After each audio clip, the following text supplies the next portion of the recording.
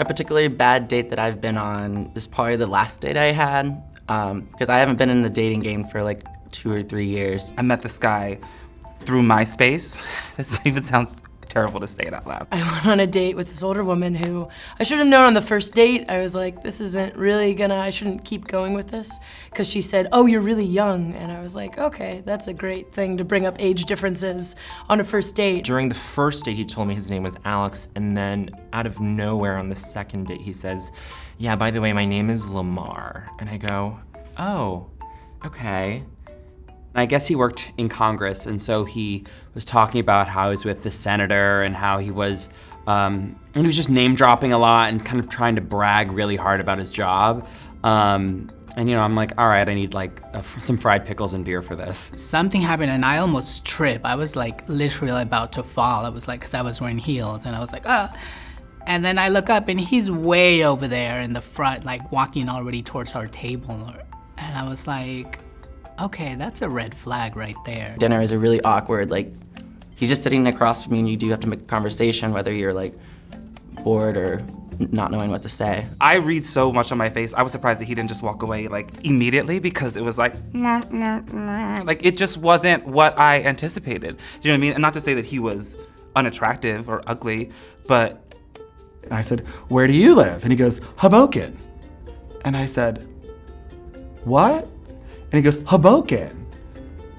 And I just kind of sat there for a second and I looked, I went, do you mean Hoboken? Why did you tell me your name was something else?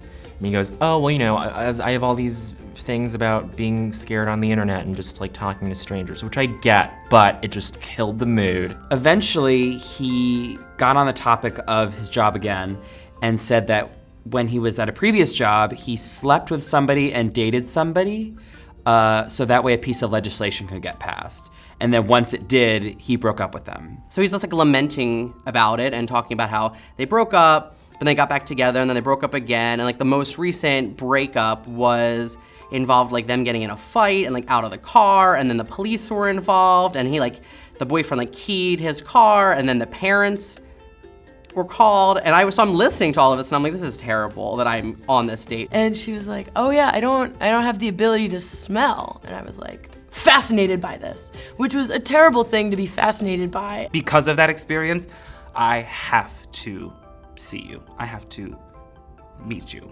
initially first. I have to. It's okay to be on your own and stuff that, when I do find someone, like there is like a really strong chemistry and you can just kind of like feel it. You can feel the energy. I think it's really important that people pay attention to red flags. I think setting a deadline or like a threshold for how much you want to see this person, or how much you want to be involved with this person. And if you reach that and you're like, this isn't working, then you should move on, because it's going to be healthier for you and that person in the end. Like, just tell people your real name, and if they murder you, like, it's fine, right? It takes a lot of guts to ask somebody out.